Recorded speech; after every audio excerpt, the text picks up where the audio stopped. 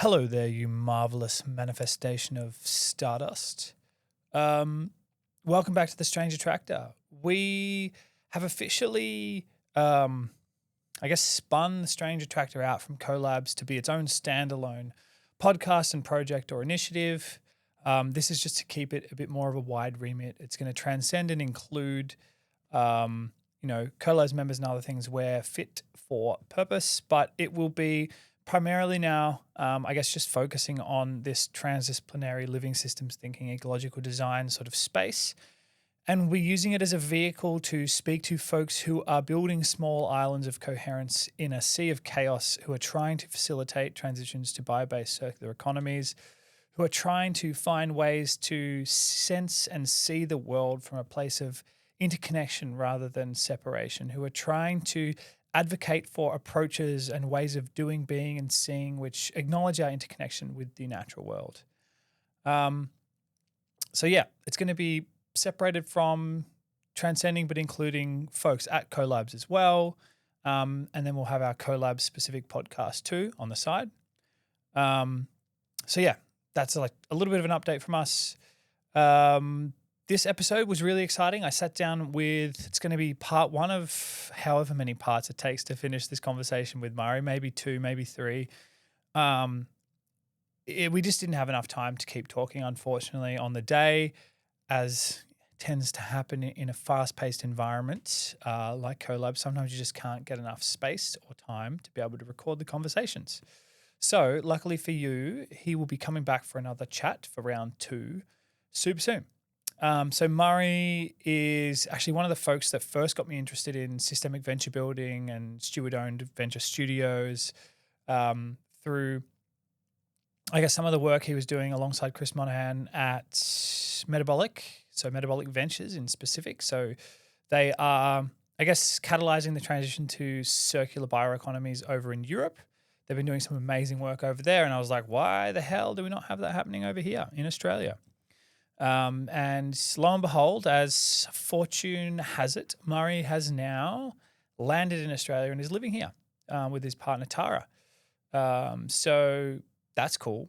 And really exciting opportunity for Australia to learn from someone who's been there and done that and see how we might be able to apply this challenge-led, complexity-informed approach to venture building and what sort of financing facilities might be needed to be able to bring this all to life. So he's a gun. That's pretty much all I'm going to say. So I hope you enjoy this conversation with Murray.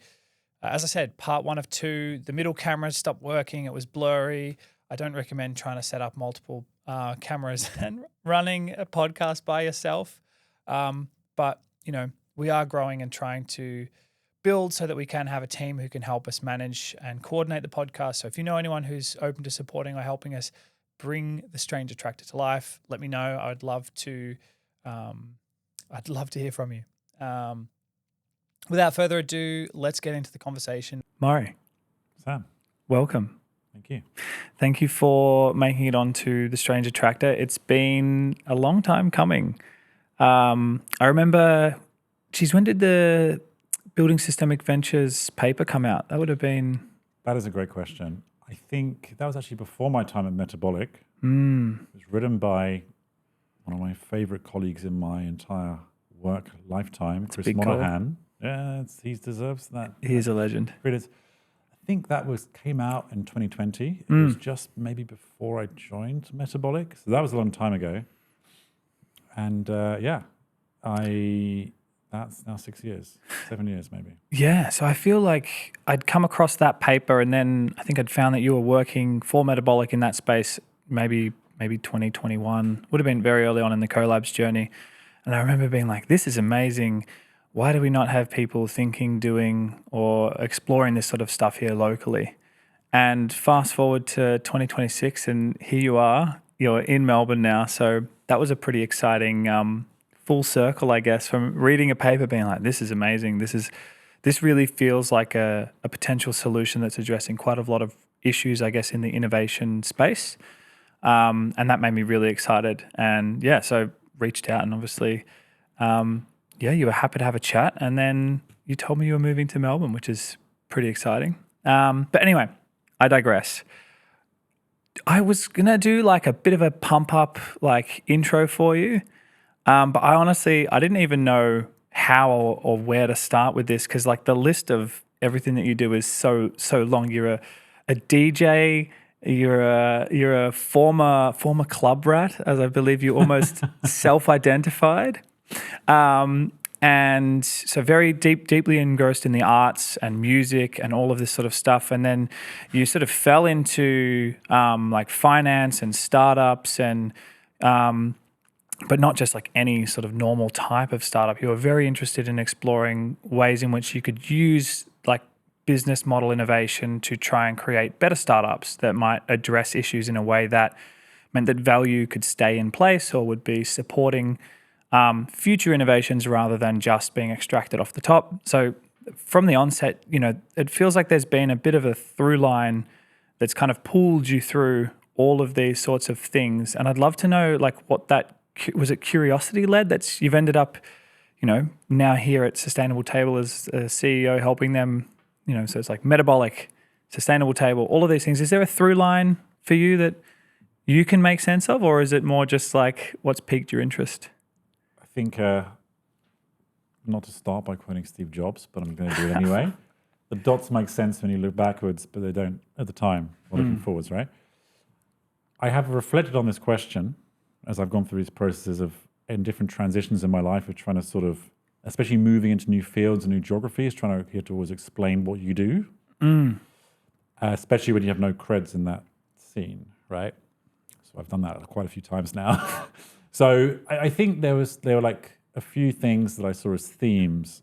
I'd probably edit out the investment banking part at the start of my career from this, but everything else since then, from like 20, when I was like 22, I'd say, I think like partnering with, you can insert whatever phrase makes sense for you here, but kind of visionaries or innovators or people doing interesting stuff who are kind of pushing the edge of their field, I think is one thing, and being kind of, I guess, the trusted partner for them in some way. I think also like kind of doing that at the edge of the intersections of things and the edge. I always like I'm always interested like where the frontier is of a field or where the intersections of these fields are as well. And then probably the third thing is really trying to bring, I always call it like, maybe we'd call it, I've called it before, like lowercase entrepreneurialism. Lowercase entrepreneurialism? Well, in terms of like, I don't think I'm like the conventional entrepreneur type or the classical entrepreneur type. But just the bringing this sort of operational rigor, trying to get things done, make things happen, etc. So like the general manager side of entrepreneurship, which is usually forgotten about, but arguably one of the more important traits is like, how do you make this thing function and work? There's a bit of that. And I remember when I was at Metabolic, we did these different sort of personality type tests. And we did one, I forget what it's called, that had 8 different categories. And one of them was the resource investigator, I think it was called. And I read one of my other friends, Brian, who was leading food at Metabolic, a friend of mine, we both got the resource investigator. So it's this person, almost a scout, who's going out and talking to people and kind of making things happen, building relationships, getting opportunities. So I think there's a bit of like the internal operational thing. It's always a bit of my bugbear when I work in collectives, where I'm like, I always want to, I think that's the core of how to improve how we work together. So how we do the work, I'd say, is one. And then the other is like the sort of resourced investigator role of trying to go out there and hunt and trying to find and make things happen and bring back sometimes quite irrelevant opportunities, but sometimes it hits the spot. So I'd say that's the other piece in terms of the entrepreneurial, lowercase entrepreneurialism, like kind of make stuff happen. Those are kind of the themes, I would say, from when I started in music all the way through to now. And so it's also interesting and weird to connect these dots across different geographical regions, but also completely different fields, right? Yeah, no, I understand that. But to your point, I'd like to use a Batesonian metaphor, like that. There tends to be a pattern that connects, right? And I find in a similar sort of way, like there is a creativity and a innovative jazz-like approach to mixing music and playing and exploring that sort of space. You also have to be very entrepreneurial with how you get yourself out there. How do you differentiate yourself to other musicians or whatnot? And I think that from a first principles perspective, a lot of those patterns can then obviously translate into entrepreneurship or being resourceful or trying to figure things out. So yeah, in hindsight, you can obviously see a bit of a through line, but I mean, if you're anything like myself, like with the DJing and and all this sort of stuff. I didn't really think. You kind of just lean in or just try things or experiment, and then you look back and you're like, okay, I guess I had a creative agency, a digital marketing thing, and then now collabs, and it really doesn't make much sense. And I think there was a charity along the way, but here we are. But I can still see how the skill sets that I've learned and trained can be like replicable and usable in each of those. So like just pitching concepts, like as a influencer, you're constantly pitching concepts and ideas and selling a vision. And so that translates and maps pretty strongly onto the whole entrepreneurial pathway. But I love this concept of the lowercase entrepreneur as well. There's like there is an element of like just doing the thing rather than like a lot of the time, you know, here we are talking about the things, but you can get stuck in like the doing of the thing and not talking about the thing, or there's a lot of people who talk about the thing but don't do much of the thing. And I feel like the lowercase entrepreneur is more of like that, let's get the thing done. I'm not here to try and get the round of applause at the keynote. It's more just like, what do we do to build this from the ground up, that I kind of resonate with as a concept. Totally. I think as you were speaking, I was reflecting on the fact that there have been cases where I've talked about the thing and tried to put names and shape around everything and pre-plan, and when I've started something new, and too much, and then not just done the doing. And there's other times where, you know, on the flip side, like how you tell stories is so key to this, right? How you create things that people can connect with, and sometimes it's framing in a certain way and suddenly it clicks with them. And it's also interesting looking back. So that's when you're looking forward to like, you're staring at the mountain, you're like, don't know the path up, and how do you find your way up? You kind of need a bit of both. But also how you reflect back on things that you've done, and as you accrue more wisdom, if you will, how you interpret what you did before also evolves, right? So, you know, what I thought I was doing at the time, I suddenly, like, for example, maybe there's a bit of a big jump, but I sort of was reflecting on how the electronic music scene is kind of a great example of like what you might phrase as system innovation, in the fact that I like that. that. I nudged this in a little article once that I released of like what you had. So going back to the music thing very briefly, like I can't take too much credit for this because my brother started a talent agency that was working kind of again at the kind of forefront of certain kind of new emerging electronic music fields or scenes, right, or genres. And what was really interesting about that is that there were genres that were influenced by others that had morphed into this like new genre that no one could really put shape around, and they sometimes gave it a name, but they didn't really know what it really was. And people were going to physical places, and there was this club in London called Plastic People. It was a bit of a legendary club in Shoreditch in London. That's where essentially like dubstep was born, and then all the threads that came off dubstep, which was a very exciting time, and we were kind of in and around that at the time. So you get people innovating and bring tracks into this physical club, but all the sort of diehards would go as a Sunday night, like 9 till 2 in the morning. So who goes to that, right?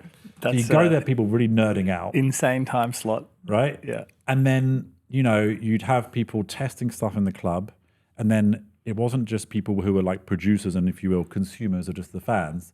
All the people in the crowd were also the ones who were making music, right? So they go and they'd be excited and influenced by what was being played. They go back to the studio and they go and make stuff inspired by that, you know, come back into the club. But also people were interacting online. So that's when AIM was something. AOL Instant Messenger was a thing. So people also interacting between different locations and then getting inspired by different things. And so you end up with this like merging sort of innovative field that's really at this forefront exploring together.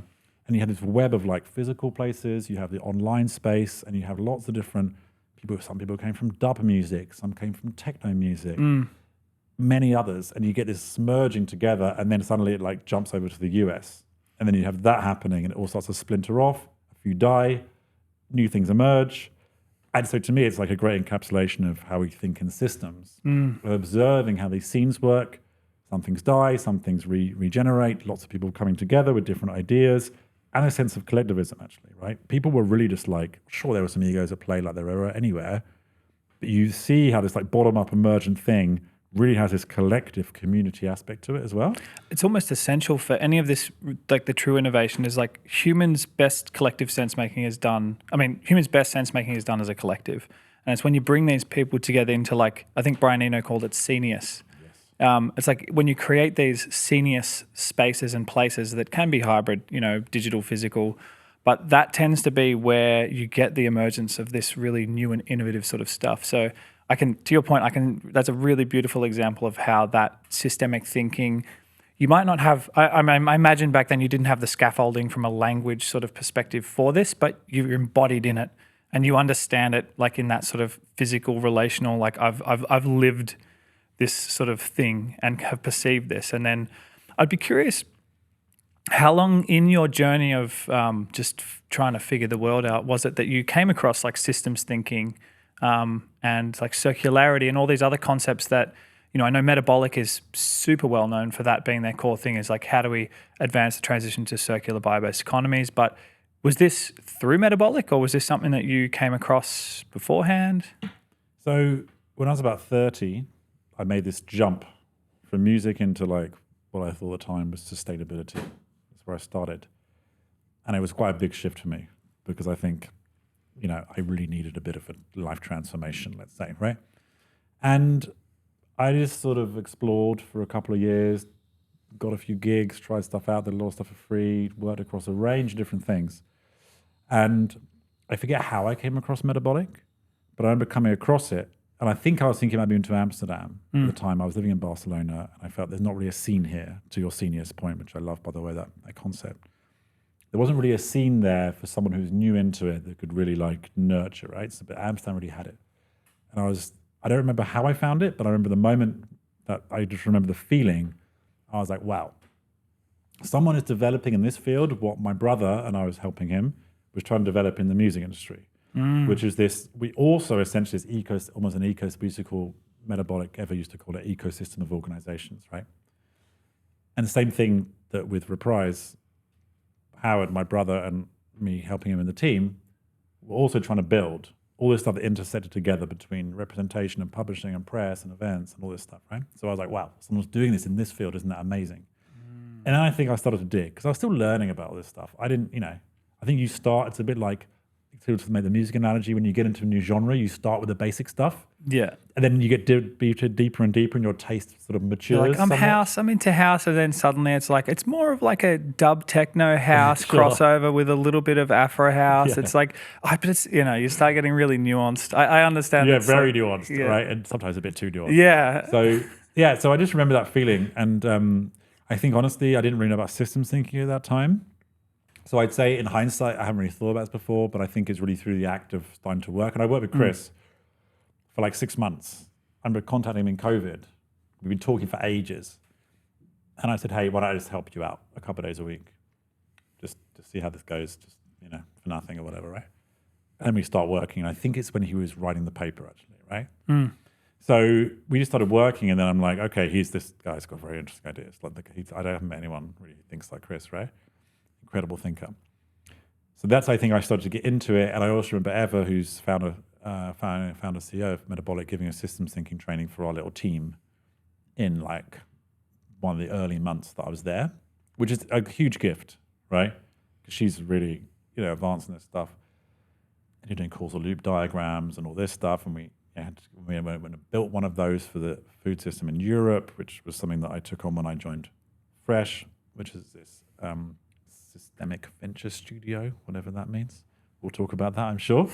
So I think just, I didn't know it really, but then, it makes sense to some people naturally, I think. And the thing that Eva used to say was like, everyone is a systems thinker. Just being taught out of us. Yeah, or you just don't necessarily put words to it.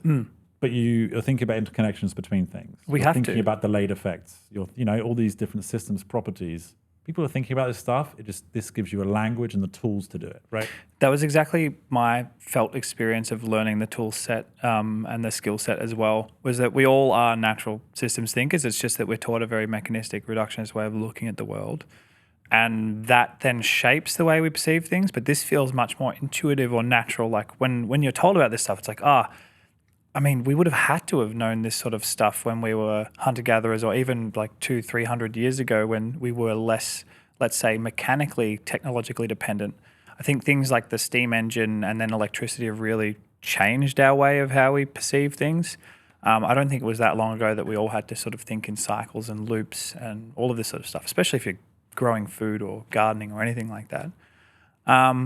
Cool. Nice. So Can I make a comment quickly? on yeah, this? please. Sorry, I No, feel jump the in. urge. Go for it. So I have this thing. I think I fully agree with you, and I think there's this. I think there's still the risk is of the systems thinker is that it can become overwhelming, and it's struggle. Then you see the connections between all these different things. It's very hard to move to action, right? So a couple of things I think are interesting, just little ideas to drop. I think using kind of the mechanistic thinking or more what might be considered more mechanistic approaches as a forcing function for some things. So I'll give you an example, right? In our organization, sustainable table right now, like we've set some like very like simple, quantifiable goals. I don't set goals in my personal life, by the way, at all. I don't really use them. But what we needed at that time was something a bit more mechanistic. But that also in my eyes, it enables everyone to work emergently because they just have something which is just like a forcing function, right? And that doesn't mean it's trying to be really structured and mechanistic. It's just a thing to then enable us. Beneath that, there's all this world of this very complex world and things that need to happen to enable that goal, right? For example. So I'm interested in how you can use some of the tools in the mechanistic mind to enable us to put some bounds around the systems thing, because sometimes it becomes boundless and everything is interconnected and you're like, Yeah. And I think this also like doing, this intersection of doing and analyzing is like, there can be a sense, and I have this risk myself of like trying to analyze everything and understand everything before you do anything. It's impossible. Yeah, and so it's a bit like, and everyone's mode and the system you're working in and stuff, it's different what's required and what your capabilities and your frame is and everything else. But just finding what the right cadence is of like sort of action, which might be seen more as like trying to control or push or whatever, which is a fair critique in some cases, but I think don't throw the baby out of the bathwater. We have to act. So sort of how do you find whether this like flow is of doing, reflecting, seeing, understanding, having that systems mind, but also just you sort of got to just sometimes tunnel and just do and see what you get. So I think these things of just like the mechanistic versus systems, there's a value to the mechanistic thinking. Oh, absolutely.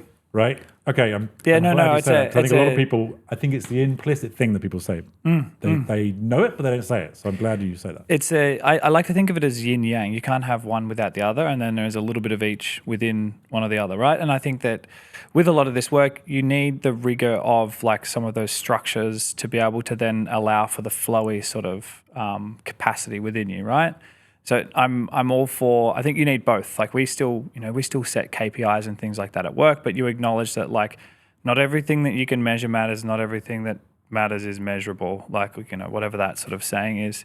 But it's still, there's immense value to like a reductionist scientific way of looking at things, but it's like, it's not the only lens. And it's bringing an ecology of ways of looking at something that allow you to maybe perceive it in a different sort of way. So I definitely, I resonate with that and the need for both.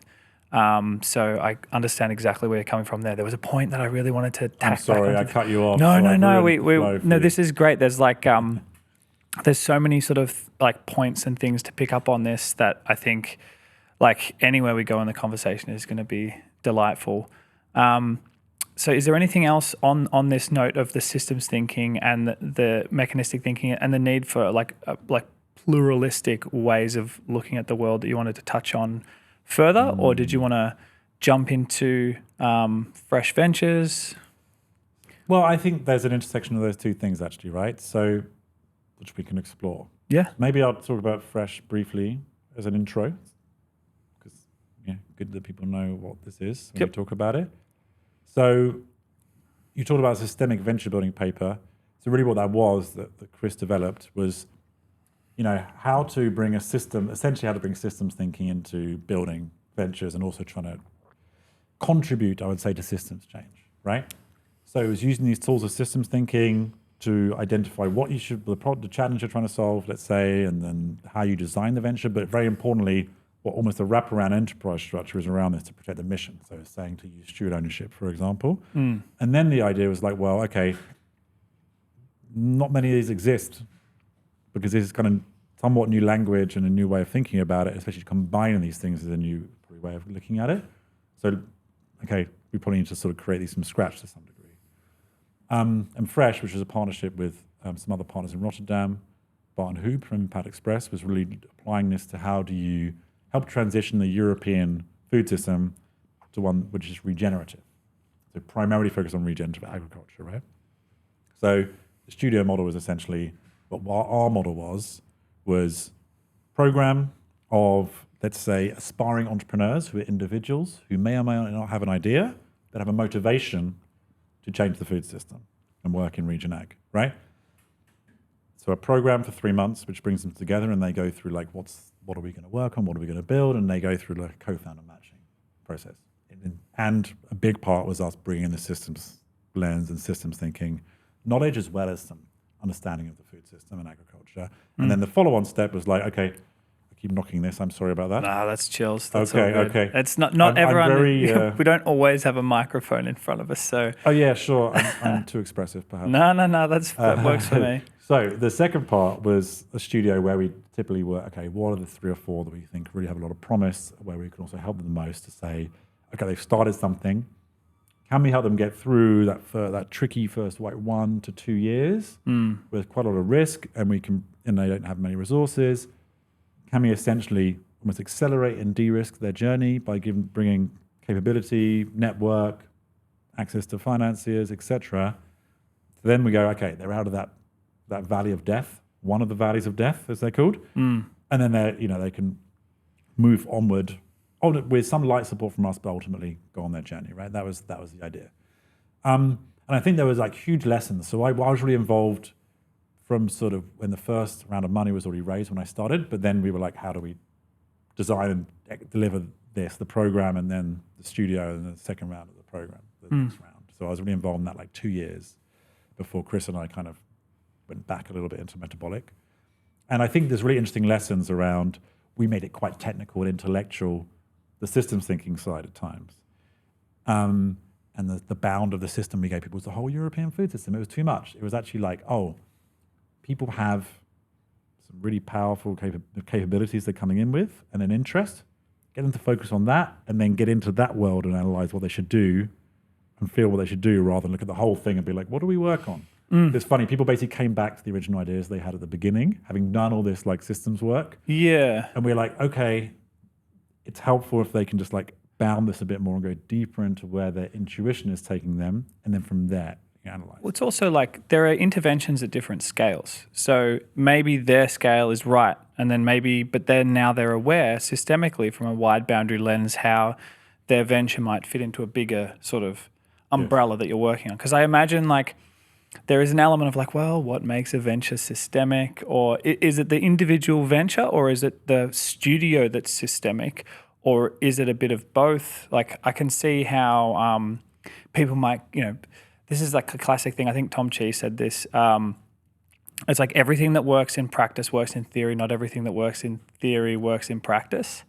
And I imagine there would have been elements of like, maybe people being like, well, that's not systemic enough, or this is like the domain. So, but then it's like, but if it works, it works. So did it work? Did what you did? I mean, I think it'd be fair to say at this stage that I was involved in the genesis, initiation of, and Bart and Hoop are still running this now, and then they're maybe their 4th or 5th cohort. So there's many more learnings and iterations and refinements that have happened that I'm also not so up on, right? And respect to them for continuing it and building it to what it is. So it still exists. I mean, that's one of the biggest. Anyway, like, one of our metrics at the beginning was just like how many ventures survive. Because the survivability rate, the statistic you hear is that 90% die, right? Or 90% don't succeed, whatever that means. Was in the first 2 to 3 years or something. Right. Yeah. So we were just like, can we help entrepreneurs do this? And then the main thing is like, do you survive for X amount of years? Because then, to be honest, it's like the Lindy effect. Have you come across this with Nassim Nicholas Taleb? Chances of your survival every year that your startup survives longer, there's a more of a chance of it surviving. Totally, and it's a wider theme. I mean, I love Nassim Nicholas Taleb. Yeah, you know who that is, the Black Swan author. As I've told you, got all his books. Got all the books. Haven't read one of them. His 5th one.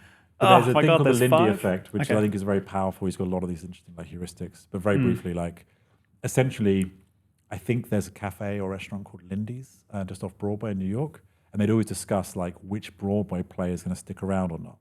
And essentially what they realized, the longer it's been around, the the higher the likelihood it's going to be around for that same amount of time. So like cats, I think, is a very long running play. So you probably put some money on the fact that cats is probably going to be around for a while, or Book of Mormon. Book of Mormon, I've just right? It's been around for a while. It's still a hit. We went the other day. It's still full. You could probably bet your money that's going to be around for 20 years. An entirely new player, you're like, most of them don't make it, right? So, with that, it's like, well, same with the survivability rate. You hang around for 3-4 years, your chances of surviving are way higher than if you've been around a year, right? Absolutely. So, like, if we could de-risk that part, you're like, okay, well, we can get you through this bit. We've got you the most challenging bit where you're on your own, and a lot of it's psychological and emotional as well for founders at that stage, right? Trying to do something very complex. So I think that's a huge part of it.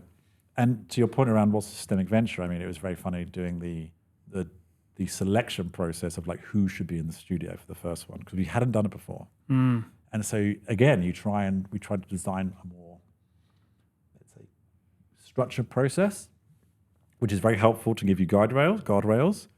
But ultimately, you just get into like debates, right? And a lot of it's still done in the gut. You can try and score everything. You can have criteria. This just feels like the right vibe. Yeah, and then there were some really debated because, some maybe on paper, based on this like framework that Chris and I have made of what is a systemic venture, maybe in our eyes weren't as high or something like this, but, actually had other aspects that were really, really powerful about them.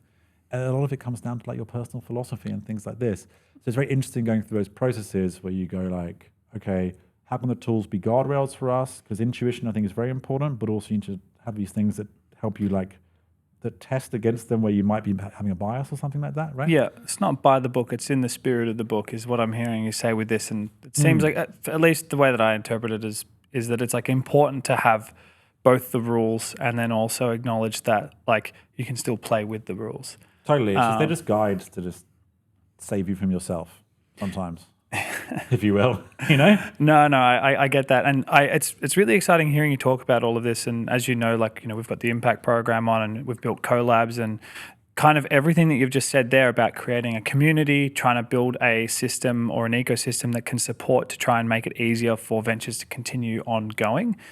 So helping them not feel isolated, providing a network to support them, being able to introduce them to folks. Like this is everything that Collabs was about. And we sort of built it based on the feedback from people of what was needed in the ecosystem. And then we've kind of co-designed to get to where we are now. And then, come to the realization that there's not many new ventures coming through the works because there's not really many people supporting them very, very early on. People are usually very happy to come and support them once they've already got a few runs on the board or once they've hit 37 home runs and they're like officially the best player in the team, but the reality is like there needs to be that really early on support, which it sounds like Fresh Ventures is kind of doing. It's like, people have an idea and then you're trying to provide a bit of a scaffolding for them. And that's something that we've been trying to work on, honestly, for the last 4 to 5 years is like, how might we build a venture studio or a program or something to try and help bring people together and create pathways to address challenges within our bioregion to support transition to more circular bio-based economies. And I think that's where we sort of gelled. And yeah, it's been a challenge, but it's been to that point of like we've just building it and iterating and trying to figure it all out. Because currently in Australia, I don't know if we even have the framework legally to be able to set up a venture studio. Oh.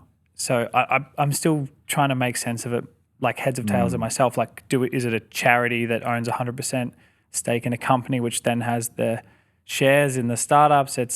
So we're still trying to figure it all out. But that approach that you've taken is exactly what we're trying to emulate here. So it's exciting to hear that it's played out and that makes me feel like it is possible here. It's just how do you adapt that and be contextually relevant in Australia? Yeah, and I think there's a few nuggets in there of like, there's a lot of the boring stuff, which are constraints or enablers. Like there's many ways to structure a venture studio, right? Which will be relevant to certain contexts and in terms of what's needed for that topic, for example, and is like based on where the financing scene is at and where you can actually raise financing into, et cetera, right? And then there's just regulatory barriers like, can we do it or not? So this is all the boring stuff. Boring, maybe for some people it's exciting, so I don't want to label it boring. But it's the stuff that doesn't get talked about on LinkedIn or in these exciting podcasts that we're doing right now. But it's very important. And I think these are the things that actually Yeah, and this is what I'm really interested in, these very specific things. Be like, this particular way that regulation works is stopping X from happening. And I think the more and more specific you can get, I think I was saying to you the other day in a conversation about Stripe's initiative Frontier, which is about trying to, it doesn't really matter if you like believe in their mission or not, but they're trying to, I think, mobilize like a significant amount of money into the advanced market commitments for the carbon markets, right? But they've gone because they've got the sort of tech mindset and they're very smart, they've found these very specific things, like this is the particular almost leverage point that is, and then they spent a significant amount of time testing if that'll make a difference. And if not, they move on to something else. It's very interesting. So I think I'm really interested in those little things that are stopping. And the other thing I'd say with regards to what you said is it's sort of this need to think really ambitiously and big on the one hand, and maintain philosophy around what we think is important, but also this challenge of like, well, you've got to start small.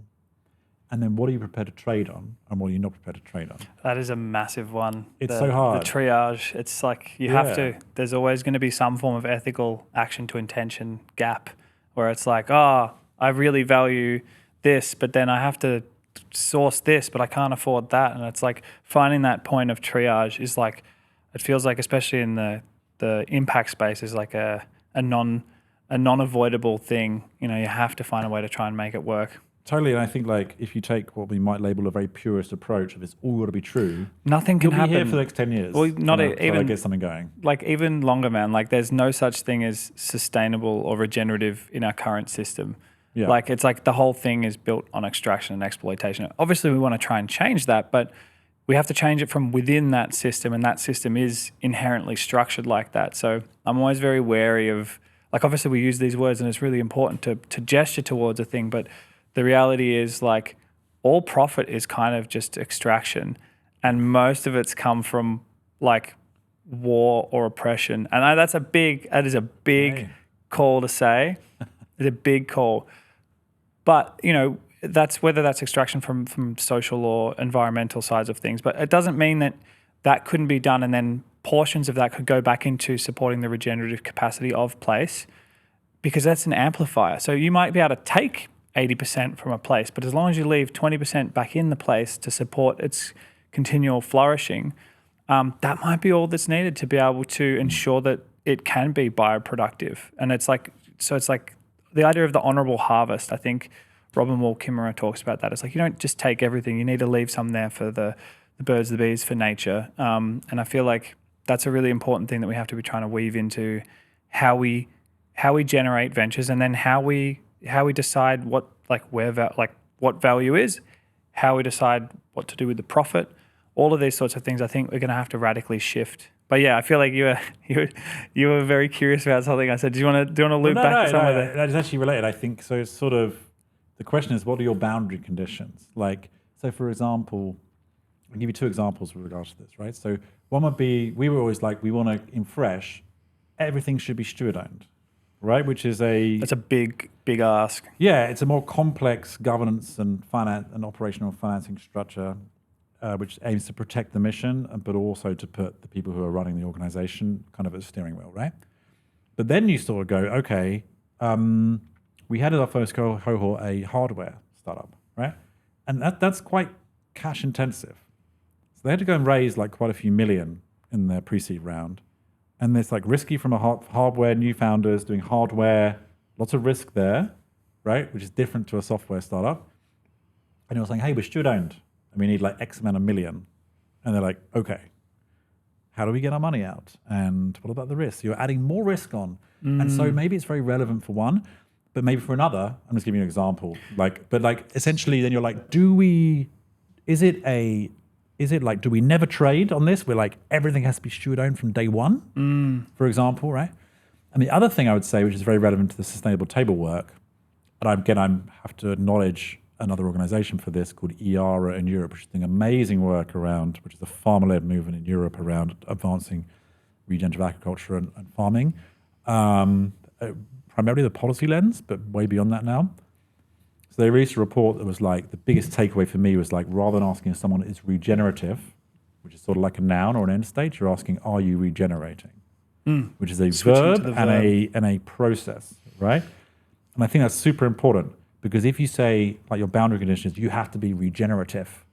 It implies there's an end state and a line, number one. And then you're like sending this bar that like suddenly you can't talk to anyone who isn't apparently regenerative, also in your interpretation. Creates a bit of an in-group, out-group. Hey, what you're saying sounds a hell of a lot like Alfred North Whitehead's like process-oriented philosophy. But yeah, no, I resonate deeply with that. I think having a transition from a very noun-based language to more of a verb-oriented language, I think is really good for building things and especially for like this regenerative work as well. Switching to that sort of way of looking at the world or the way of framing things, I think helps acknowledge that it is a process and it's an ongoing process. We're never going to get to regeneration. You know, it is a constant cycle and it's always happening. Even if we're doing things that are degenerative, there are still elements of regeneration happening at some scale or in some way. So that's why it can be so nuanced and someone can be like, I am doing regenerative oat milk. And you're like, sure, buddy. Like, yeah, I guess the plants grow, you know, but it's just an interesting one, like not wanting to be too critical to this point around having to understand that you got to be like realistic with the trade-off between the values you have and how to be able to make it happen. And it is a real, like I struggle with this. I mean, this is probably one thing that I struggle with the most and having to, like if I was thinking of something where I've had to change my mind on the most, it's around like having the protopian future idea of what it's going to be and then the reality of where the system's at. And the Overton window hasn't expanded enough to allow that to be possible. And then you have to kind of adjust your mindset. Like I'm curious, like, is there anything that you've had to like radically reshift your worldview or check your assumptions or anything in this space? Well, look, if I look back 10 years, obviously, like, you know, I'm a different person. The fact that all my cells are different and everything else, of course. But ultimately, I reflect and I'm like, wow, I'm like same at the core in a soul thing, maybe the same person, but in everything else is different, really. And I think almost I was removing the layers so that the true soul could come out, right? To some degree over the last decade. So a lot. Has there been a moment of like, whoa, I really saw things differently? I think it's mainly been moments actually where I've realized how narrow my lens has been just because of the context I've been in. So I was like, there's an organization I work with called Transformational Investing in Food Systems, or TIFS. And Rex Raymond, who I consider a good friend and collaborator, we've been talking for years around the time of Fresh. And before we even started working together, he made a lot of very valuable connections for me. And one of them, which I'm very grateful for, lovely guy, love that guy. So he was offered to come to this collective gathering in Salzburg in Austria, but he couldn't go. So for some reason he referred me, and I was like, I'm not sure, Rex, why you referred me for this. And it was called Connecting Capital to Communities, right? So it's really trying to say, how do we move like this sort of large amount of money into like community-led solutions? And it was about food, water, and housing, I think. I've been going there. It was a really international group funnily enough, in the hotel where the Sound of Music was set, right? So very nice place, very interesting place. But there, for example, I was just like, well, I've been sitting in the Netherlands here, and obviously Metabolic was working quite internationally at the time, when I was at Metabolic. I was like, oh my God, like my life experience it's been so narrow, because there's people from, there's individuals from Zambia, individuals who are doing water in Mexico, there's Water.org in the who work in the Philippines, to people doing, housing, affordable housing in the US with steward-owned structures. And I was just like, I thought I had seen some stuff, having worked in music and traveled the world and this kind of thing. And I was like, I've seen nothing.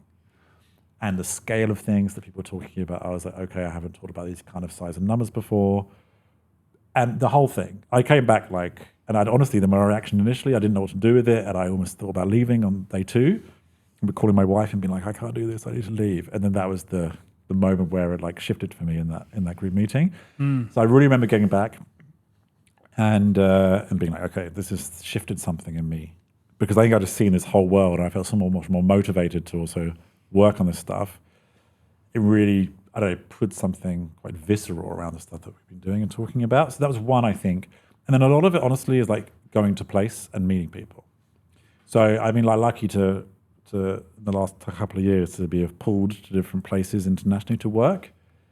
And always the big thing is like going to a typically more rural place with, and it's really important to go with partners who are local because there's a trust thing. And if they bring you, then people will also, I think they'll welcome you anyway, but they will truly welcome you because they're like, okay, you're vouching kind of for them because they got the trust in place, right? And seeing those places and hearing from people and understanding what they're trying to do, it gets very easy to like abstract this stuff. And you talk about it in the abstract, and we all doing stuff on nice posts on LinkedIn, and you talk about the thing, but then you go to the place and you're like, there's an embodied thing that you're putting to the words that you're talking about. It's like, this is the farmer who we're helping support with this approach, which means that he can, like, with this regen ag, this means that the whole community is getting extra value, which means that, their kids can go to school, or there's all these other flow-ons, but you actually meet the kid.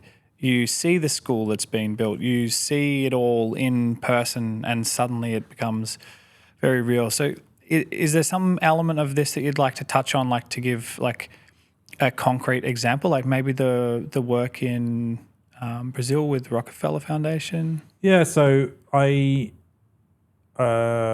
Metabolic and me were working with TIFs on really, it was essentially saying like, initially it was like, how do we sort of scale the adoption of regenerative agriculture, and what's the intersection of finance and enabling that? That was sort of the opening thing that we started with, and it evolved over time in a couple of programs we did. But in the second evolution, we were like, the idea was, especially with Rockefeller's new strategy, it was like, how do you, taking a place-based approach or a landscape-based approach, to try and say, what are these models of like a scaling the adoption of regen ag? What's the role of financing in that? And can we link that to local school meal provision? So you have regenerative school meals, quite a lot of things at once, right? So interesting challenge.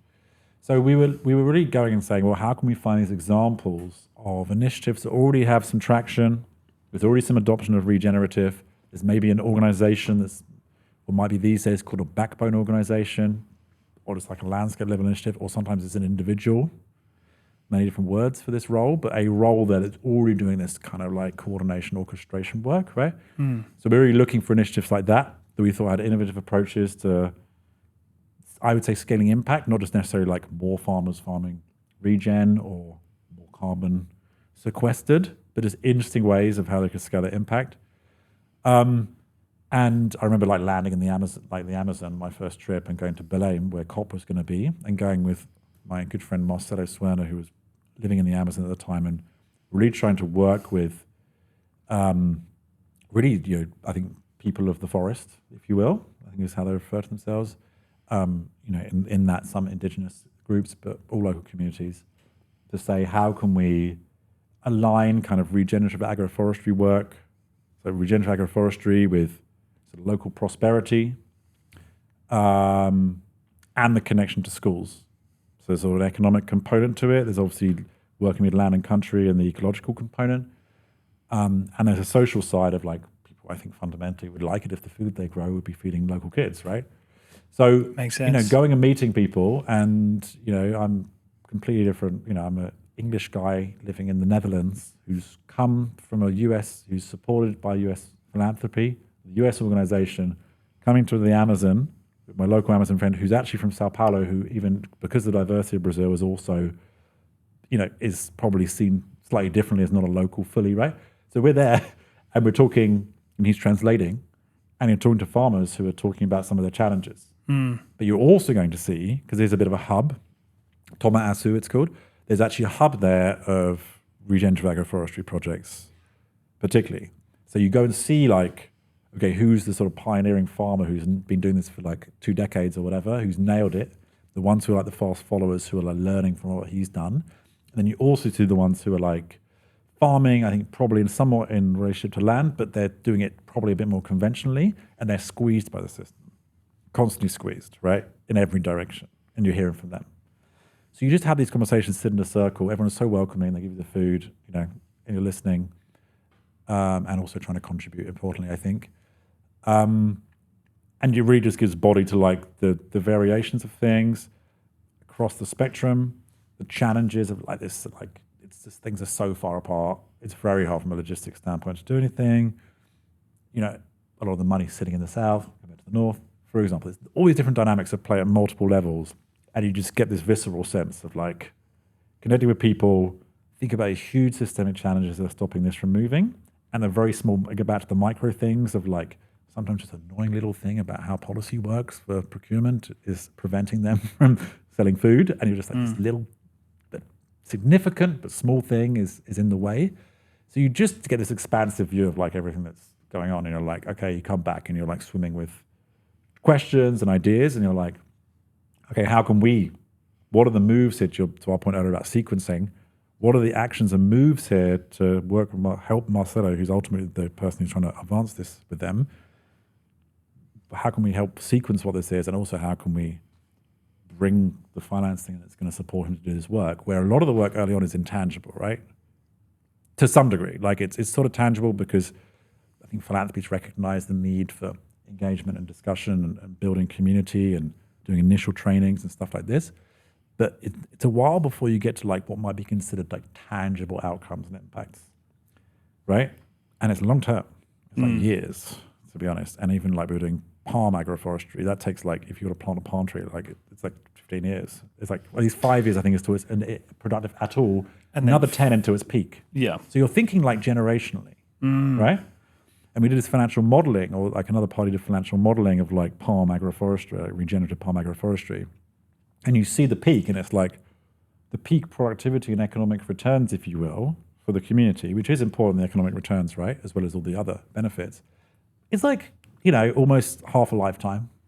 25, 30 years or something like that. Something like that, right? Yeah. And you're like, okay, like this is, so you're trying to think on all these different timescales, all these different levels, and then also encapsulate that into like a project that people feel comfortable funding. So this is sort of the enormity and the dimensions of doing this kind of work. And so it's encapsulated in 2 days of going on a tour with these people who very kindly took me around, right? So I'd say that's a very tangible outcome. But to your point, like or process, you know, that you're working towards outcomes. That to me encapsulates like how you can be doing all of this amazing work, and that's so complex, and it can look like nothing's happened, or it's actually maybe going backwards, but it's like right before a phase shift. And it's like then it's going to like switch and it kicks in. And it's like, okay, cool. To your point, they'll see the returns in like 20 to 30 years, but you know, you can't necessarily see it now. So like this concept of patient capital, or folks that are willing to invest in the long term to be able to support these projects. Like how did you, I mean, I guess they were already partly on the journey in that sense, right? They were already ready and willing. And I'm trying to think how might something like that be positioned to people in an Australian context? Like how would you position it for Sustainable Table? Or are the people already in the room that you need to be talking to about financing things? Because this sounds like 30 years, you know, that's how long you need things to really be funded to be able to support and actually make the intervention take place. But we're stuck in a very like quarterly returns on impact investment still. Yeah, I think, you know, so I think also there's probably the impact returns, if we even want to say that naughty phrase, to call it impact return. But like, I think would be over 30 years. But probably the financing need is somewhat shorter term. So it's about like when is there financial return, and also when there's like an impact return, right? So I think there's a few things. So if I anchor this in like regenerative food and farming, right, for example, I think in general, you see different barriers. So you might say there's like rational barriers. So different capital providers, they're like, the return isn't really high enough for me. Can't invest, right? The risk is too high, for example. So the risk return profile doesn't make sense to me. Or it's like the time horizon. Okay, I kind of want the money back in 5 years, for example, 7 years. Because they're thinking of the opportunity cost. They could put the money somewhere else, right? Or they're like, look, the transaction cost is very high, like going and finding regenerative food and farming initiatives. Like, I don't know where to find them. There aren't that many. And, you know, trying to get the data that I need to do this because I don't have it. It's like very costly for me. So suddenly doing transactions is way too expensive. These are all like what you might label as rational barriers for why people may not finance something. And I think that's applicable to other sectors. Again, probably not an original idea of Murray's, but that's how I'd frame it, right? So, and some of those may be real, right? But what we're talking about is, okay, so I was talking to someone the other day, and we were talking about how someone thinks something is high risk because they actually don't know what the risks are, so they just say they're high, right? Yeah, so that makes a lot of sense. Right? So they're just like, well, I don't know, so let's say high risk. Or there's not data, there's no precedent. So they're like, we don't know because there's no precedent. So, okay, and then what do you do if there's no precedent? It's chicken and egg. There's no precedent, so no one funds it. And then no one's funding anything, so that doesn't create precedent.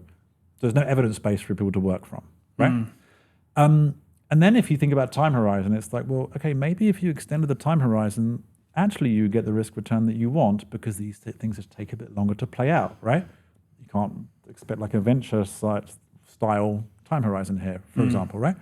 And transaction cost is also something that's overcomeable with, I'm not going to be too self-promoting here, but with organizations like ours and some of our partners who are in the field and working, right? So there needs collaboration. The other important thing is like, so I think there's a bit of a melding around, okay, particularly for people who control their own, who are asset owners, who maybe have their own wealth, for example, they have a bit more control over what they decide to do about these different parameters, particularly the risk return and time horizon thing, right? Or how they view risk. The other thing I'd say is like, there are sort of perception, there are like mindset barriers. You're not even aware of this field, is one.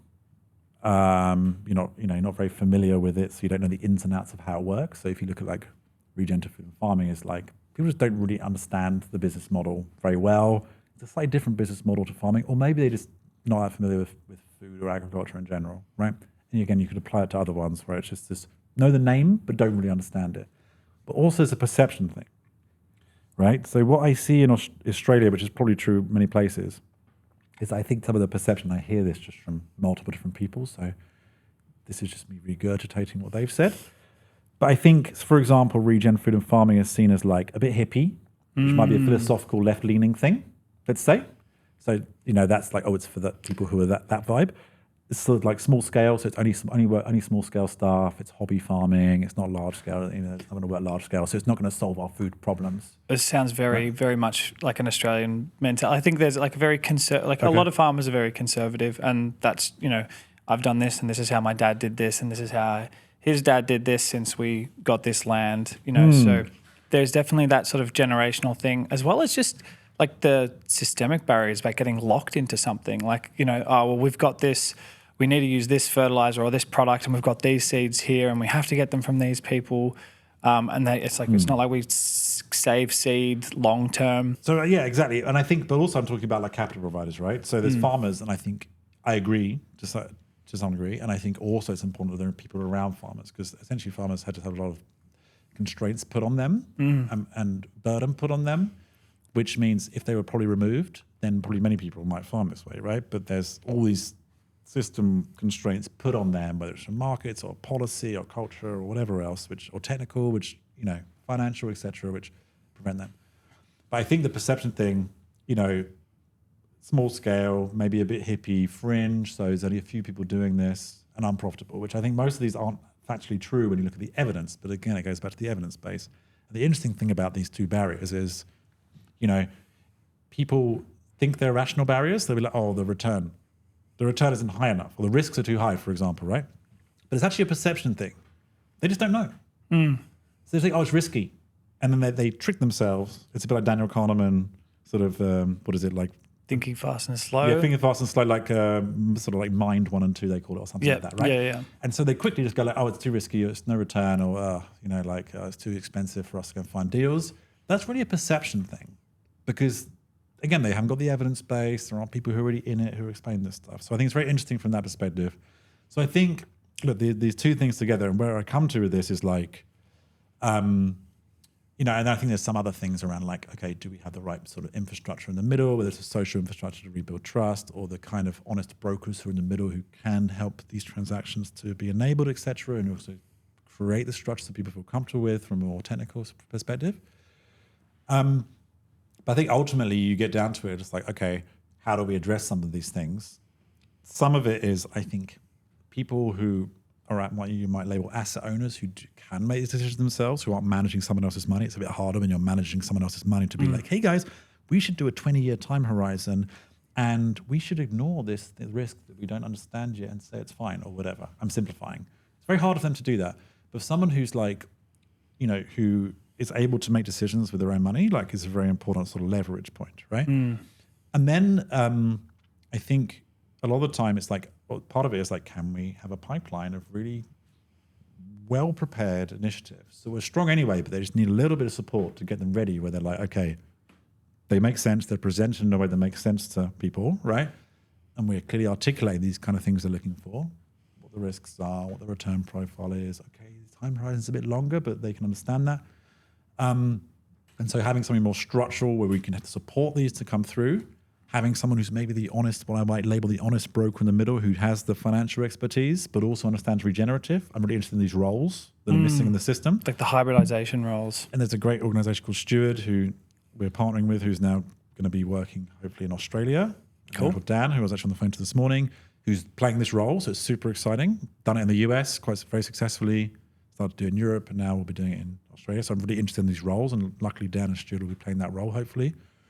So I think there's that, and then there's a bit of education and like, how do we build the field in the capital provider side to say, hey, respect, you know, obviously with respect and care and everything else, but like, if you're open to this kind of stuff, to this field, maybe we can build your understanding of it. Maybe there's some perceptions that maybe, you know, we could evolve somewhat through building the right evidence base and stories. And what Sustainable Table did before my time was really bring investors to farms and get farmers to present what they were doing and tell their stories of regeneration and stories of place. And I think from an emotional standpoint and perception standpoint, people were shifted significantly. Now what we need to do is say, well, we need to do the more technical thing of like, okay, do you have the right structures you can finance and you have comfort with these more rational things, right? So I think we did the mindset thing really well, but maybe the technical sort of rational barrier thing is the next stage for us.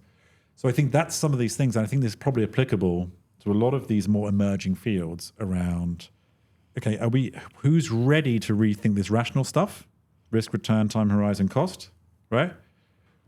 Are there intermediaries who can help that process and also build these pipelines, if you will, for want of a better phrase, which is a bit of a, I know it reduces these amazing innovators to a pipeline, but I'm just going to use that language for now. Yeah, I get the sentiment. Yeah. No. And you know, and there's this more intangible work of how do we address these kind of mindset barriers, which are, you know, comes down to, can we demonstrate there's evidence and case studies that actually demonstrate, maybe buck what they think? Can we build knowledge? Can we give people a sense that these are cases actually that might pique your interest, et cetera, right? And build a sense of community with the finance providers, because I think ultimately there are people who are sometimes leading who are like, hey, where's everyone else? I'd love it if more people came in and we could do this together and co-finance stuff. And so it's helping that happen. So I think these are all different things when it comes to, like, you talk about Australia and how we can address some of these things. I think these are some of the things which are quite interesting, applicable in regen food and farming, probably applicable in other sectors and themes. They definitely are. Now I know we've got a hard stop soon, so we'll kind of have to come back for round 2. But just quickly on that, that's exactly, so we use the framing Marvin Harris's infrastructural framing, like infrastructure, social structure, superstructure. Good innovation has to address all 3. So it's like the physical environment needs to be built to support the innovation. You need different organizational structures and patterns or legal frameworks to help it be adoptable. And then culture, how do we perceive this thing?